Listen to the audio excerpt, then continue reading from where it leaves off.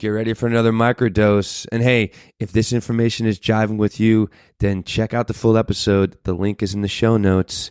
Enjoy the ride.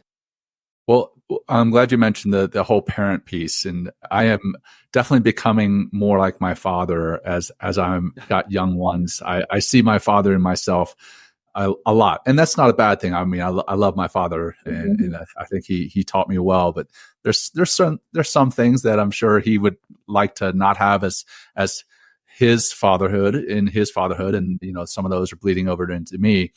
But that leads me to my next question. As a parent, how can we teach and model grit for our children, and how do we tie mindfulness into that? So I think children are constantly watching you, right? I mean, children learn through modeling, right? The more you model, the more they learn. So the mindfulness part is the easy one to teach the kids, because I think kids are by their very nature mindful. You put a child into a sitting practice and you'll see them close their eyes and be into a meditative state instantly. So if you have like a regular practice every morning where they know that, okay, my mom and my dad, they are like sitting and practicing, you can practice with them. There are beautiful practices out there like blowing bubbles or blowing on your hand, candle breath, that you can do with the little kids. And for teenagers, you can do your regular breathing practices and, your body scans. And they're just knowing that the parent is mindful will bring in mindfulness. The other practice that I recommend, and which also ties a lot into grit, is feeling my feelings. Like, talk to children about feelings. Have a mood meter in your house and What do you mean by that, a mood meter? What does that look like? So a mood meter can look like an arc with different colors. Like blue is calm, red is angry, green is happy, yellow is, you can define your own feelings as you'd like to. And you can tell, start when they're young, because then it's easier for them to talk about feelings. What are you feeling today? Are you feeling this color? Are you feeling green? Are you feeling blue? And the more they talk about the feelings, it's sort of builds a bridge between the amygdala and the prefrontal cortex, neuroscientific team, and sort of calms them down instantly.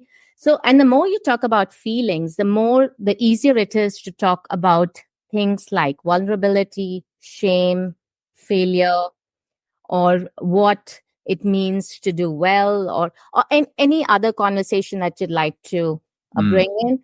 And that essentially then finally moves into grit. So we are not looking at grit from the perspective of, okay, wake up at 4 a.m. Now you do your work. Now you go for your run, or, do your sports or things like that.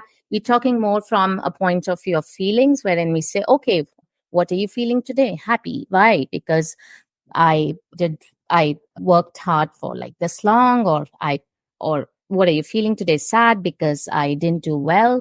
And it's okay to be sad. It's okay to feel that. Can we move on from here? Or can we breathe for some time and accept that feeling and move on? So in a way, you're kind of creating more emotionally intelligent beings, and in the process, creating grit, like whole grit, as I call it. I love it. Yeah.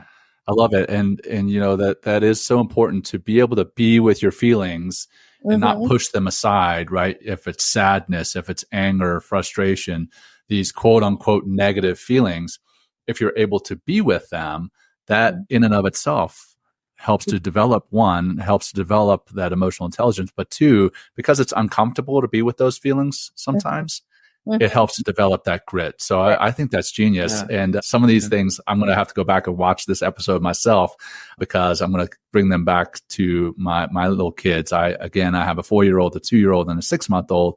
Granted, the 6-month-old is probably not going to learn a whole lot just yet on this, but our 4-year-old, we have a time in corner rather than a time out corner. And Okay. and it has some of the things that you mentioned, Shilpi, is it's got different pictures of different expressions for basically cartoon faces. And will like for example, if my 4-year-old gets upset, I'll take her down to the time in corner and I sit there with her, or my bride will sit there with her. And rather than, sending a kid to a corner to be by themselves, I'll send our child down to the time in corner, sit there with her and say, okay, what are you experiencing right now? And a lot of the time she'll point at the face that's frustration or annoyed. And she's gotten to the point where she knows what those emotions are. And, I will do something as a parent inadvertently that frustrates her. I mean, parents always do that, like planned or unplanned. And I'll say, hey, what's wrong, baby girl? And she'll say, I'm frustrated with you. And like, oh, wow. For a 4-year-old to say that, I think that's great. But it comes back to the fact that she's okay to be with that emotion and then to voice it to her father. Yes. I think that is where we communicate, communication, exactly, Will, where we probably as a human species, we lack is that we'll feel these emotions and either we'll hide them from ourselves or we'll hide them from others. We won't voice them and we'll go through life passive aggressive and just destroy relationships because we're not gritty enough to, one, be with the emotion, and two, voice that emotion. So I love everything you're talking about. Love it. Well, as I'm hearing you say all this, I feel like this is a recipe for a lot of the men that are out there in the audience, right? Because a lot of them are locked in this, like, no, I mean, this like 10 and 12-year-old little boy, right? That has never had and developed the emotional intelligence and the ability to communicate in order to, express where they are. I mean, this goes for anybody out there that right now has the inability or unwillingness or never really took the risk, if you will, to really communicate how they're actually feeling, right? And what that looks like and delve into that. I mean, I think, John, as we do more of this men's work, and this show is for everybody, but we have a lot of men that are attached to us, like developing, more of these opportunities, whether it's like in workshop or something like that, or retreats as we grow, to be able to find a way. We'll bring Shilpi in as a speaker at one of our retreats. I know, it'll be perfect. It'll be perfect. Like you got to get the emotion meter up there, right? There you go. We're gonna very like, oh, I'm frustrated. Wow. There you go. But this is No, I think, this is like the kind of work that you should do as a family, right? I mean, like if you're doing it with your daughter, are you doing the same back to her? Like, how can I share what I'm feeling right now? Like, I mean, you're teaching her to vocalize her feelings, but it's something that you can do as well. I do it with my husband. So my husband is also like the typical guy who wouldn't really express it. They're everywhere. They're absolutely everywhere. They're everywhere. Because I think that's also the subconscious conditioning that, it's a habit pattern, right? You were taught to not share your feelings. So you were taught to, because that was a sign of grittiness, like that was a sign of being strong.